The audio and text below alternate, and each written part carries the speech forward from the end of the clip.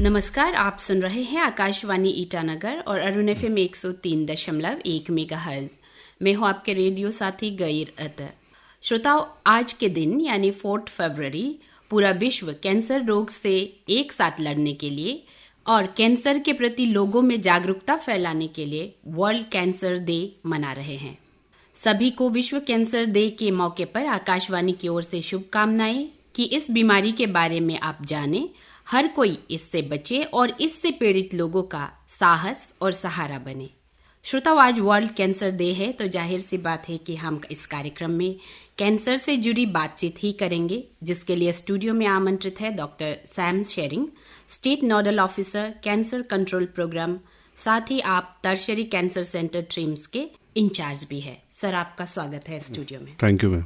हम ऐसे मानते हैं कि अब तक इसका सही डेफिनेशन कैसे क्या होता है वो शायद मालूम ना हो हमारे श्रोताओं को, लेकिन हर किसी को इतना तो पता है कि कैंसर एक जानलेवा बीमारी है और ये बहुत बड़ी तादाद में हमारे यहाँ भी फैल रहा है, मतलब बहुत ज़्यादा सुनने को मिल रहा है।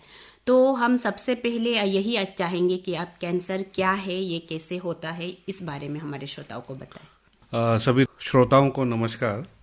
आज वर्ल्ड कैंसर डे के अवसर पर मैं यहाँ पे आया हूँ। मैडम को बहुत बहुत थैंक यू इसके लिए। तो कैंसर जो एक ऐसा बीमारी है, आप सबको पता ही होगा कि जो हमारा बॉडी है वो बहुत सारा ऑर्गन से बना हुआ है। तो बहुत सारा, जैसे स्किन हो गया, हार्ट हो गया, लंग हो गया, लिवर हो गया, ब्लड हो गया, तो बहुत सारा ऑर्गन्स मिलके ये हमारा बॉडी बनता है। तो और ये ऑर्गन्स लोग जो है टिश्यू से बनता है और टिश्यू जो है सेल से बनता है। तो सेल जो है functional unit of the body हम उसको कहते हैं।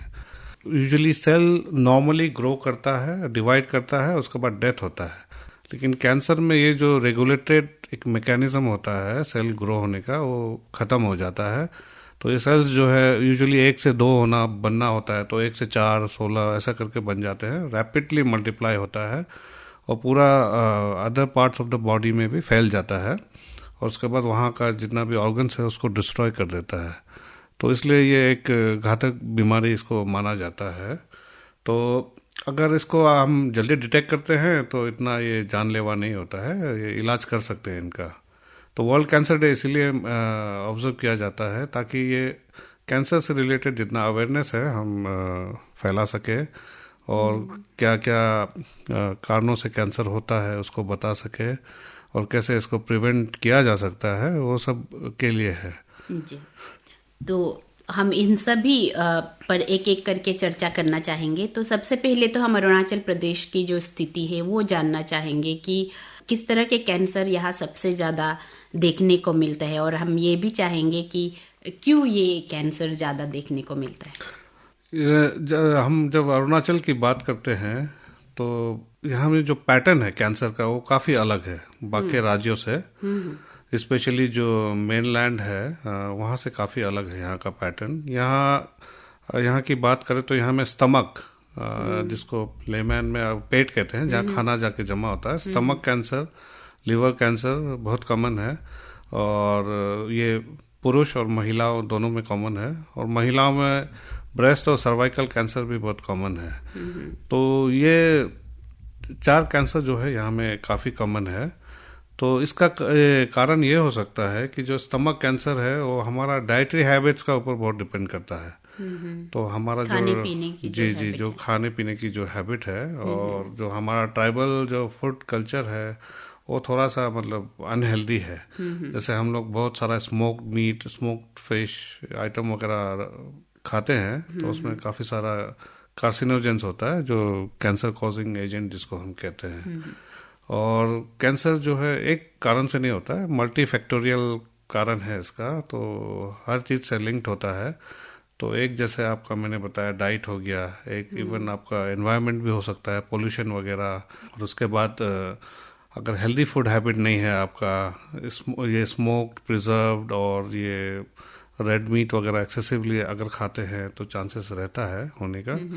और नेक्स्ट है इन्फेक्शंस वगैरह, जैसे कुछ कुछ वायरल इन्फेक्शंस वगैरह है, human papilloma virus, hepatitis B virus, C virus, और ये हेलिकोबैक्टर पाइलोरी जो स्टमक का इन्फेक्शन एक होता है, बैक्टीरियल इन्फेक्शन।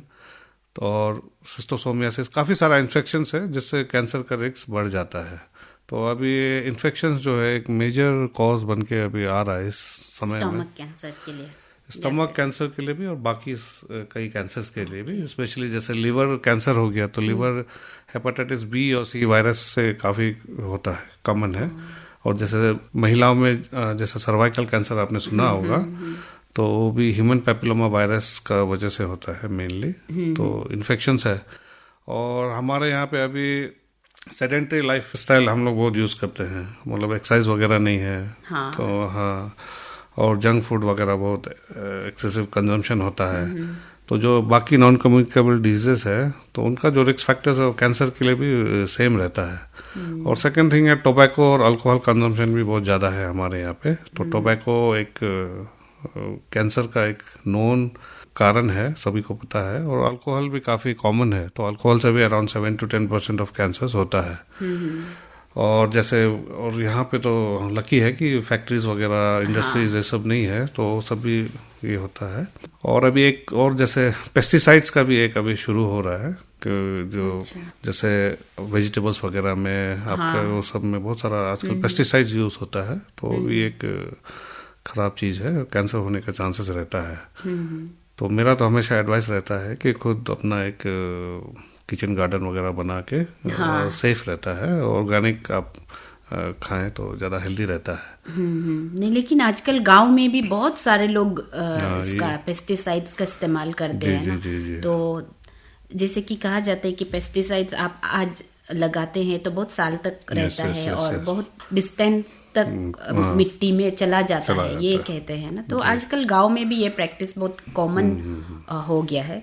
तो जैसे कि सर अभी आपने बोला कि जो पोल्यूशन वगैरह है उससे वो भी बहुत कंट्रीब्यूट करता है। तो मैं ये पूछना चाह रही थी कि जो हमारा ट्रेडिशनल किचन सिस्टम है अरुणाचल प्रदेश में, तो सभी ट्राइब का ये होता है, प्रैक्टिस होता है और उसी पे खाना बनता है, वही चलता है। तो क्या इसके धुआं से भी कंट्रीब्यूट हो सकता है? डेफिनेटली। जितना भी एक स्टडी, बहुत सारा स्टडीज है जो इल वेंटिलेटेड किचन्स बोलते हैं जिसको, जहाँ में धुआं सर्कुलेशन प्रॉपर्ली नहीं होता है।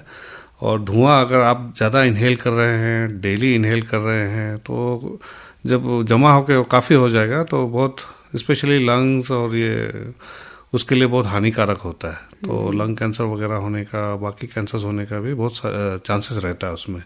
तो उसमें सजेशन ये रहेगा कि आप अगर किचन बना रहे हैं, वहाँ में आग वगैरह जला रहे हैं, धुआं आ रहा है, तो उसको थोड़ा वेल वेंटिलेटेड रखिए ताकि धुआं वहाँ ना रहे। और धुआं अगर आप रोज इनहेल कर रहे हैं तो वो खराब है आपकी सेहत के लिए। ओके, तो उससे भी वो भी थोड़ा कंट्रीब्यूट। हाँ, डेफिनेटली। और अगर अप्रोक्सीमेट अगर आप एक डेटा बताए तो साल में कितने लोग डायग्नोज होते होंगे अरुणाचल प्रदेश में? जो न्यू पेशेंट्स अगर हम बात करें तो ईयरली हम लोग 900 to 1000 न्यू पेशेंट्स रजिस्टर करते हैं अरुणाचल प्रदेश में। अरुणाचल प्रदेश में। तो जबकि एस्टिमेटेड जो है अराउंड 3000 है estimated number of cancer patients, new cancer patients every year. तो ऐसा होता है कि जो ये 900 और 1000 जो हम बता रहे हैं वो हमारे पास आके डायग्नोस होके रजिस्टर होते हैं, उनका है। तो बहुत सारा पेशेंट्स ऐसा भी होता है जिनका रजिस्ट्रेशन नहीं होता है, जो डायग्नोस भी नहीं होता है, जो दूर दराज के गांव में रहते हैं। हाँ। तो ऐसा वाला पेशेंट्स भी बहुत होता है। वहाँ फैसिलिटीज वगैरह नहीं होने का वजह से ये कैंसर से गुजर गया या क्या होके गुजर गया मालूम नहीं चलता है। तो एक रीजन है। तो अगर हम अपने पॉपुलेशन को देखें तो ये जो रेशियो जो है काफ़ी हाई है, इसीलिए नॉर्थ ईस्ट को कैंसर कैपिटल ऑफ इंडिया कहा जाता है। और अरुणाचल का जो पापुम पारे डिस्ट्रिक्ट है, आप सबको शायद पता भी होगा, पेपर वगैरह न्यूज़ वगैरह में भी आया था कि पापुम पारे डिस्ट्रिक्ट जो है कंट्री में फीमेल्स में लीड करता है कैंसर में। And Papum Pare district India में द होल कंट्री। और stomach cancer, liver cancer, thyroid, cervix, तो ये सब कैंसर में ये नंबर 1 है हमारे देश में, पापुम पारे डिस्ट्रिक्ट में। अभी धीरे धीरे अवेयरनेस आ रहा है डेफिनेटली। हाँ, तो हम उम्मीद करते हैं कि जैसे जैसे अवेयरनेस बढ़ेगा, लोगों की जानकारी बढ़ेगी, तो केसेस कम होगा। तो लेकिन एज ऑफ नाउ तो जो डाटा है हम वही बता रहे हैं आपको। हाँ, उसके मुताबिक ये हाईएस्ट है पापुम पारे में। फिर अगर जैसे 900 to 1000 लोग रजिस्टर करते हैं साल में, तो जैसे जो इलाज होके चले जाते हैं वो कितने हो सकते हैं सर? नहीं, उसमें से यूजुअली अभी पेशेंट्स जो है 700-800 पेशेंट्स हम लोग एवरी ईयर ट्रीट करते हैं, ठीक है। तो उसमें से इशू यहाँ में सबसे बड़ा प्रॉब्लम ये है कि जितना भी पेशेंट्स आता है, मेजोरिटी ऑलमोस्ट 80% ऑफ पेशेंट्स जो है स्टेज 3 या 4 में आता है, तो लेट स्टेज में आता है। तो जहाँ में क्योर का चांसेस ओनली अराउंड 20% रहता है। तो अगर ये सिनारियो को अगर हम चेंज कर सके, फॉर एग्जांपल कि अगर हम अर्ली डिटेक्शन 80% ऑफ केसेस में कर सके तो ये बहुत अच्छा रहता है। हाँ। तो उसमें मोर्टालिटी बहुत कम होता है, ओनली अराउंड 20%। और देर से पता चलने का कारण अवेयरनेस की कमी ही हो सकता है डेफिनेटली। हाँ, डेफिनेटली। ये बहुत लोगों को तो कैंसर के बारे में पता भी नहीं है। हाँ। काफी जो हमारे विलेज से जो आते हैं, हाँ। गाँव से जो आते हैं, उन लोगों को पता भी नहीं होता कि कैंसर नाम का बीमारी भी है और उससे बचा भी जा सकता है, या उसका साइंस और सिम्टम्स क्या क्या होता है उसके बारे में भी बिल्कुल पता नहीं किसी को भी। अगर किसी को कुछ साइन सिम्टम्स है तो फटक से जाके डॉक्टर को दिखाना है, चेकअप कराना है, फर्दर टेस्ट कराना है, ये सब जानकारी बिल्कुल नहीं है। तो एक लैक ऑफ अवेयरनेस है, इसका वजह से हमारा जो पॉपुलेशन है उसमें जो डिटेक्शन होता है वो एडवांस स्टेज में बहुत ज़्यादा होता है। हाँ, अगर अवेयरनेस की हम बात करें तो हम अवेयरनेस किस तरह से लोगों में ला सकते हैं, क्या क्या कर सकते हैं? तो अवेयरनेस तो सबसे पहले आपको हर लेवल में एक ये होना पड़ेगा, आपका स्टेट लेवल में, देन डिस्ट्रिक्ट लेवल में, हर ब्लॉक में भी होना पड़ेगा, up to village level awareness फैलाना पड़ेगा कि कैंसर एक बीमारी है, तो उससे बचा जा सकता है, उसका कारण क्या क्या है वो जाके लोगों को बताना पड़ेगा। हाँ। आपको मीटिंग्स वगैरह करना पड़ेगा, एडवोकेसी प्रोग्राम्स वगैरह रखना पड़ेगा, अवेयरनेस कैंप्स रखना पड़ेगा, और पावर पॉइंट, ऑडियो विजुअल वो सब दिखा के लोगों को बताना पड़ेगा। गांव तक जाके बताना पड़ेगा कि हाँ, अगर ऐसा कुछ इशू है, प्रॉब्लम है, तो आप डॉक्टर को दिखाइए, ये कैंसर भी हो सकता है बोल के बताना पड़ेगा। तो अभी इशू ये प्रॉब्लम ये है कि जो कैंसर से रिलेटेड जो हमारा डॉक्टर्स है, टेक्निकल स्टाफ है, उसका मैन पावर भी काफ़ी कमी है। हाँ। तो काफ़ी जगहों में हमने किया है, लेकिन इतना बड़ा अरुणाचल इज वास्ट, मतलब इसका एरिया जो बहुत वास्ट है, आपको पता ही है, तो कवर करना भी मुश्किल हो जाता है। तो रिसेंटली गवर्नमेंट ने हम लोगों को 3 कैंसर स्क्रीनिंग वैन्स भी दिया था। तो कैंसर स्क्रीनिंग वैन और अवेयरनेस प्रोग्राम अभी जारी है, चल रहा है काफ़ी जगहों पर, और अभी हम पासीघाट में भी ये मंथ में करने वाले हैं अवेयरनेस एंड स्क्रीनिंग कैंप, ये फरवरी 16 to 18 में। और जो जैसे कि जो पेशेंट रजिस्टर होते हैं उसमें सर ज्यादातर मैक्सिमम पॉपुलेशन गांव से आते हैं? नहीं, वो डिवाइडेड है, वो मैक्सिमम तो ऑफ कोर्स डेफिनेटली गांव से ही आते हैं। हमारा रूरल पॉपुलेशन काफ़ी है, तो डिस्ट्रिक्ट वाइज हमारे पास डाटा भी है, ट्राइब वाइज भी है कि कौन सा गांव से कहाँ से। और ऐसे भी लेकिन किसी किसी का देखा जाता है, लेकिन बहुत कम होता होगा, पर कोई लोग होता है बहुत अपना केयर करते हैं, बहुत अवेयर है, मास्टर चेकअप वगैरह एवरी ईयर करते हैं, फिर भी बाद में पता चलता है कि उसको ये बीमारी थी। उसमें कहाँ चूक हो जाते होंगे सर? जो आप मास्टर चेकअप वगैरह करते हैं तो उसमें कैंसर रिलेटेड टेस्ट वगैरह बहुत कम ही होता है। तो जैसे मैंने बताया आपको, यहाँ में स्टमक और लीवर कैंसर काफ़ी है, तो मास्टर चेकअप में शायद आप एंडोस्कोपी वगैरह नहीं कराते हैं, ठीक है, और लीवर का अल्ट्रासाउंड वगैरह नहीं कराते हैं, तो ये सब अगर छूट जाता है तो वहाँ में होने का चांसेस रहते हैं। नहीं, कोई लोग देखते हैं कि हर साल जाते हैं, फिर भी अचानक से ऐसे कुछ निकल आता है, फिर चल बसते हैं, तो इसलिए। और अगर जैसे ट्रीटमेंट की बात करें हम लोग, तो जितने भी टाइप्स ऑफ कैंसर है वो सभी क्या ट्रिम्स में हम ट्रीट कर सकते हैं? तो ट्रिम्स में आपका मेजॉरिटी ऑफ कैंसर ट्रीट हो जाता है, तो लेकिन अभी हमको इंफ्रास्ट्रक्चर, इक्विपमेंट, मैन पावर ये सब भी अपग्रेड करने का जरूरी है। तो कुछ चीज़ पाइपलाइन में भी है, तो आई थिंक अभी जब हो जाएगा तो आपको भी शायद पता चल जाएगा।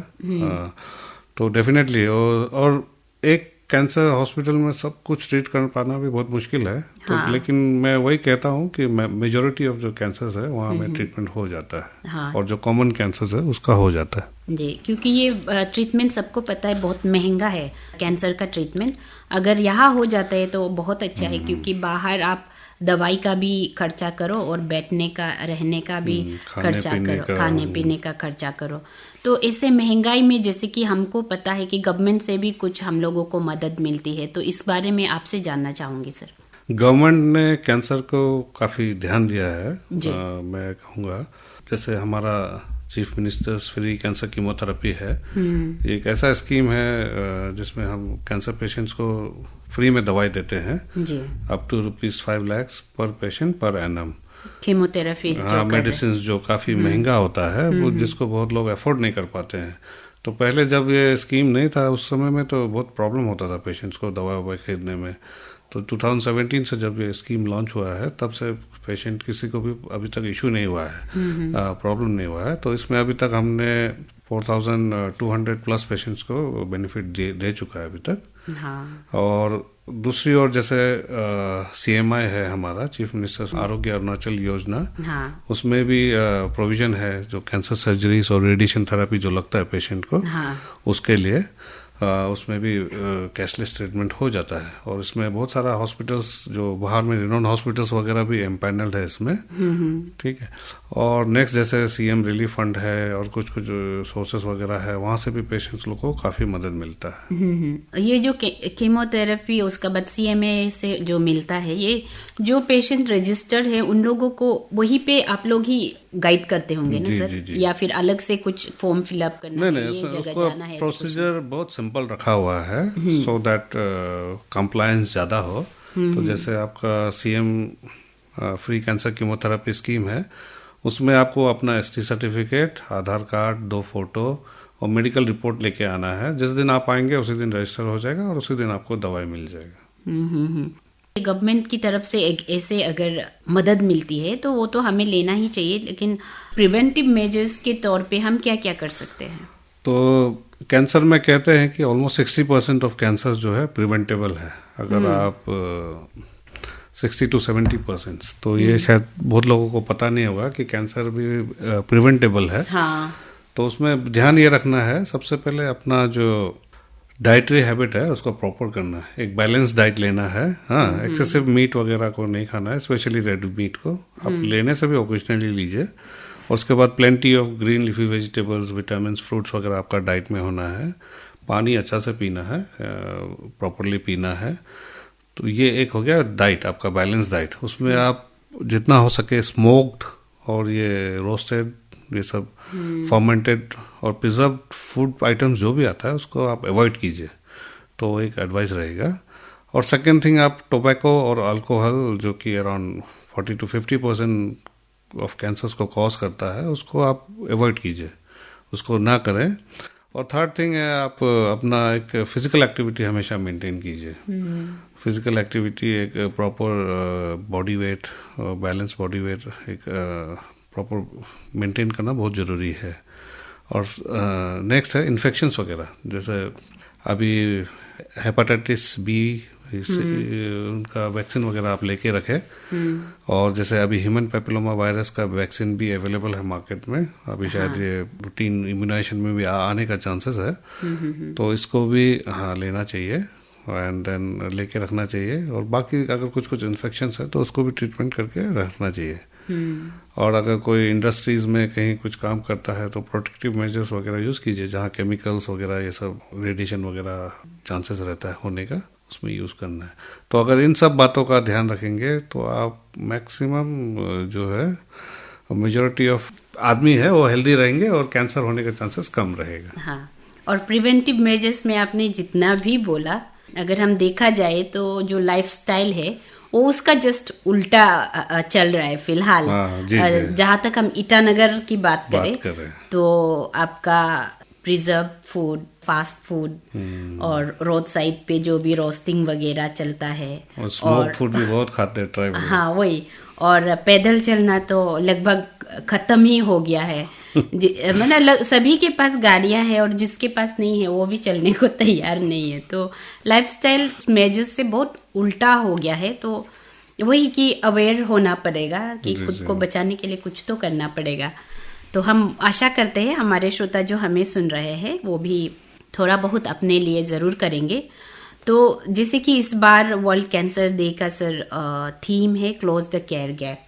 तो जैसे कैंसर वर्ड ही काफी है, किसी को तोड़ने के लिए काफी होता है। तो ऐसे में हम किस तरह से लोगों की मदद कर सकते हैं, उनकी किस तरह से हम साहस बढ़ा सकते हैं? देखिए, अभी मेडिसिन ने और जो साइंस है और टेक्नोलॉजी है उसने काफ़ी एडवांसमेंट किया हुआ है, स्पेशली लास्ट 20 ईयर्स में। और ये कैंसर का फील्ड में तो बहुत ज़्यादा एडवांसमेंट हुआ है। यहाँ पे कई हंड्रेड्स ऑफ मॉलिक्यूल्स आ गया है, नया मेडिसिन आ गया है, और उसके बाद नया नया टेक्नोलॉजी आ गया है जिससे हम कैंसर ट्रीट करते हैं। तो पहले जब सुनते थे कि कैंसर हैज़ नो आंसर, तो अभी ऐसा नहीं है, situation has change. Cancer definitely has answer provided आप उसको थोड़ा अर्ली डिटेक्ट करें। हाँ। तो दैट्स वाई आपको अवेयरनेस होना बहुत ज़रूरी है अब अपना बॉडी को लेके, अपना डिजीज़ को लेके। तो that's why it is important. तो उसमें क्या होगा, अगर आप अर्ली डिटेक्ट करेंगे तो प्रॉम्प्टली ट्रीटमेंट करेंगे तो डेफिनेटली आपका क्योर होने का चांसेस है। तो इसलिए कहा जाता है cancer is cured if detected early बोल के।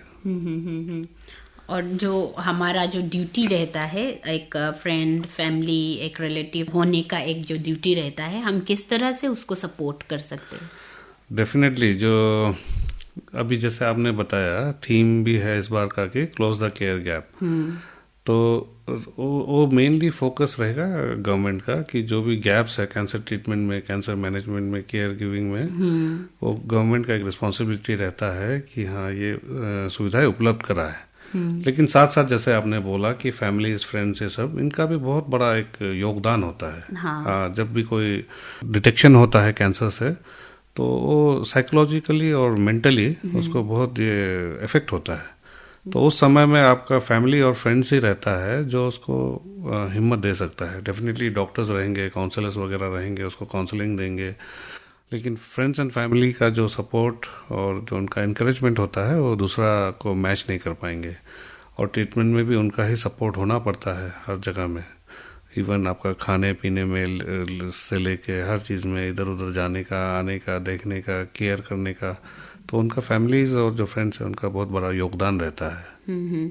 तो हमें भी इस गैप को क्लोज कर देना चाहिए, जो भी गैप है हमारे बीच में, और एक दूसरे की मदद करनी चाहिए। हाँ, फाइनेंशियल अगर हम हेल्प नहीं भी कर पा रहे हैं तो हम उसको मोटिवेट कर सकते हैं किसी भी तरह से। इमोशनली सपोर्ट भी दे। हाँ, इमोशनल सपोर्ट हम जरूर दे सकते हैं। तो सर, आज वर्ल्ड कैंसर डे के मौके पर आप क्या मैसेज देना चाहेंगे हमारे सुनने वालों को? मैं सबसे पहले ये कहना चाहूँगा कि आप अवेयर होना बहुत ज़रूरी है, एक हर किसी इंसान को, हर जो भी है यहाँ पे, कि कैंसर क्या है, वो किन कारणों से होता है, और कुछ अगर आपके बॉडी में साइंस एंड सिम्टम्स है तो उसमें क्या करना चाहिए। तो एक है अवेयरनेस, और सेकंड है अर्ली डिटेक्शन एंड ये ट्रीटमेंट पे हमेशा ध्यान देना चाहिए।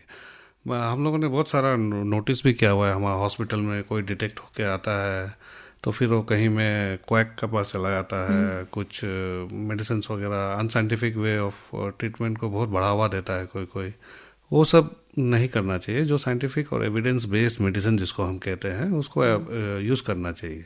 तो मैं ये दोनों चीज़ पे एक्चुअली फोकस करना चाहता हूँ, और यही मैसेज है। Thank you. तो श्रोता, हम उम्मीद करते हैं आज का ये कार्यक्रम आपके लिए फायदेमंद होंगे और आप जरूर अपनी सेहत को लेकर अवेयर रहेंगे, और कैंसर को लेकर आप जरूर अवेयर रहेंगे। अपने लाइफस्टाइल में, खान पान में बदलाव लाने की कोशिश जरूर करेंगे।